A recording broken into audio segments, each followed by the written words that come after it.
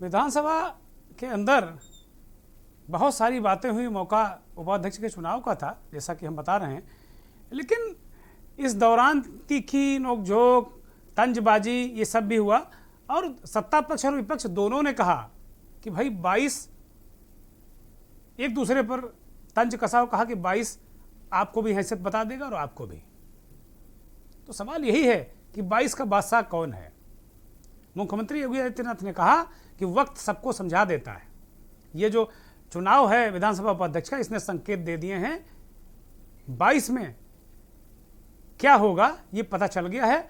चुनाव परिणाम उपाध्यक्ष का ये साबित करता है और उन्होंने साफ तौर पर ये तंज कसा। योगी जी को सुनिए पहले। जब आमने सामने बैठ करके दोनों ओर के सदस्य अपनी बातों को कह देते हैं, लेकिन उसको व्यक्तिगत रूप से नहीं लेना चाहिए। मैं देख रहा था सुबह जिसने 23 में नेता विरोधी दल यहां आए थे,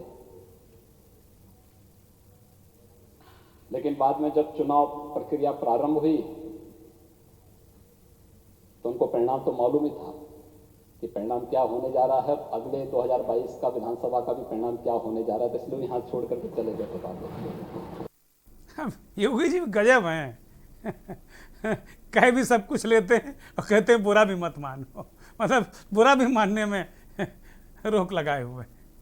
चलिए योगी जी फिर योगी जी हैं, जरा सुनिए राम गोविंद चौधरी नेता प्रतिपक्ष को, किसके जवाब में उन्होंने क्या कहा। कुछ भी हो, हम जितना संख्या में है उससे हमारी संख्या बड़ी है और यही संकेत है कि 22 के चुनाव में हमारी संख्या बढ़ेगी, हम वहां जाकर के बैठेंगे। तो दोनों ने बता दिया कि 22 का बादशाह हम हो रहे हैं और 22 का बादशाह हम हो रहे हैं। दोनों ने खुद को बादशाह घोषित कर लिया है सदन के अंदर। शायद ये आखिरी सदन होगा, शायद एक आधा विशेष सत्र कोई हो जाए तो हो जाए, नहीं तो आखिरी सदन है चुनाव में जाने से पहले। विधानसभा उपाध्यक्ष के चुनाव के मौके पर तमाम तरीके की आपको हमने तस्वीरें दिखाई। घात प्रतिघात, तंज, फिर बराबर करना, फिर तंज कसना, ये तमाम दृश्य बड़े होते हैं विधानसभा के अंदर। बड़े यादगार भी ये दृश्य होते हैं, बड़ी यादगार बातें भी वहाँ होती हैं, क्योंकि ये प्रदेश की भलाई के लिए सदन बना है और यहाँ भलाई की बातें होनी चाहिए ऐसा कहा जाता है, लेकिन यहाँ तंज, घात, प्रतिघात भी होते हैं। विधानसभा उपाध्यक्ष का चुनाव हो गया। नितिन अग्रवाल सपा के बागी विधायक विधानसभा उपाध्यक्ष चुने गए। निर्वाचन के बाद सबसे पहले उत्तर प्रदेश में सबसे पहले के न्यूज़ ने नितिन अग्रवाल से बात की। हमारे वरिष्ठ सहयोगी शिव प्रताप ने कई सवाल रखे, नितिन अग्रवाल ने उनके बखूबी जवाब दिए। सुनिए जरा। हमारे साथ इस समय मौजूद हैं नवनिर्वाचित उपाध्यक्ष, विधानसभा उपाध्यक्ष नितिन अग्रवाल जी। सर, सबसे पहले के न्यूज़ परिवार की तरफ से आपको बहुत बहुत बधाई हो। बहुत धन्यवाद। सर, जिस तरीके से पूरा इस सियासी प्रकरण चला है, आप समझ रहे होंगे इशारा क्या है, क्या कहेंगे सर उस पर? नहीं, देखिए ऐसा है, डिप्टी स्पीकर विधानसभा उपाध्यक्ष का पद 2007 के बाद किसी सरकार ने नहीं उसमें किसी को अपॉइंट किया और एक ये संवैधानिक पद है। मेरा मानना है वो सरकारें दो बीच में सरकारें आई, बीएसपी की भी आई, समाजवादी पार्टी की भी आई, और एक ये संवैधानिक परंपरा है कि अगर विधानसभा में अध्यक्ष है तो विधानसभा में उपाध्यक्ष भी होना चाहिए और विधानसभा उपाध्यक्ष मुख्य विपक्षी दल का होता है। लेकिन इन दोनों सरकारों ने इस परंपरा को नहीं निर्वहन किया और मैं आदरणीय नेता सदन जो हमारे प्रदेश के मुख्यमंत्री हैं और उनका बहुत आभार व्यक्त करूंगा कि उन्होंने इस परंपरा का निर्वहन किया और प्रदेश में 14 वर्ष बाद विधानसभा उपाध्यक्ष की नियुक्ति की है। इसके लिए उनका भी आभार है और जिन्होंने आज मेरा समर्थन किया है उनका भी बहुत बहुत आभार है। लेकिन सर, विपक्ष की तरफ से तो सीधे तौर पर आरोप लगाया जा रहा है कि परंपराएं तोड़ी जा रही हैं, भारतीय जनता पार्टी परंपरा तोड़ रही है, उसका कोई विश्वास नहीं विधानसभा परंपराओं में। नहीं, अब आरोप तो उनको कुछ ना कुछ बात वो कहेंगे ही, उनके पास कहने के लिए है क्या। परंपरा अगर हम तो भारतीय जनता पार्टी तोड़ रही है तो वो ये भी बताएं कि उन्होंने इस परंपरा का निर्वहन क्यों नहीं किया। 2012 से 2017 तक उनकी भी सरकार रही। अगर वही बहुत परंपरा का निर्वहन कर रहे होते तो उन्होंने ही विधानसभा उपाध्यक्ष बना दिया होता उत्तर प्रदेश में। उन्होंने ऐसा नहीं किया। मैं केवल इतना कहूंगा, देखिए, आरोप प्रत्यारोप तो विपक्ष को करना ही है। जनता देख रही है कि कौन विधानसभा की परंपराओं का पालन कर रहा है, कौन संवैधानिक पदों का सम्मान कर रहा है। और मैं इसमें कह सकता हूं कि जिस तरीके से विधानसभा उपाध्यक्ष पद का आज चुनाव हुआ है, हालांकि मैं चुनाव के पक्ष में नहीं था, मैं तो ये मानता हूं कि संवैधानिक पद है इसलिए इसमें चुनाव नहीं होना चाहिए था, लेकिन तब भी समाजवादी पार्टी ने इसमें प्रत्याशी खड़ा करके विवाद खड़ा करने के प्रयास किया है।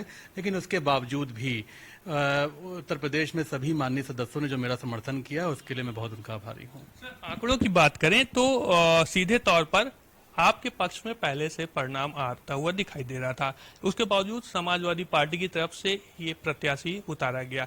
इसे किस तरीके से, किस नजरिए से आप देखते हैं? जैसा कि मैंने कहा कि उन्हें भी पता था कि वो चुनाव नहीं जीत सकते, और ये माननीय नेता विरोधी दल ने अपने आज के भाषण में स्वीकारा भी।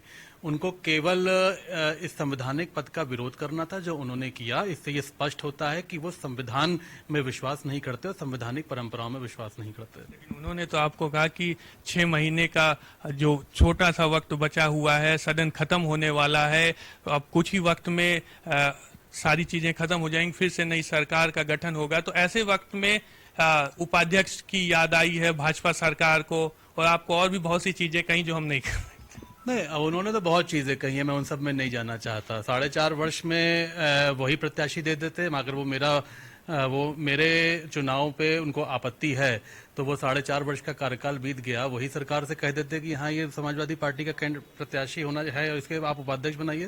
लेकिन इन सब चीजों का कोई मतलब नहीं है। उपाध्यक्ष पद एक संवैधानिक पद है। आज ये पद सृजित हुआ है और उसमें अपॉइंटमेंट हुआ है, मैं इस पद पे आया हूँ और जो भी आगे जिम्मेदारियां इस पद की हैं उन जिम्मेदारियों को निभाऊंगा। सर, बहुजन समाज पार्टी की तरफ से आरोप लगाया गया बूथ कैप्चरिंग का, क्या संभव है सर? जो बहुजन समाज पार्टी जिसने वॉकआउट करा है, जो इस प्रक्रिया में शामिल ही नहीं हुई, वो ये कैसे कह सकती है कि बूथ कैप्चरिंग हुई है कि नहीं हुई है?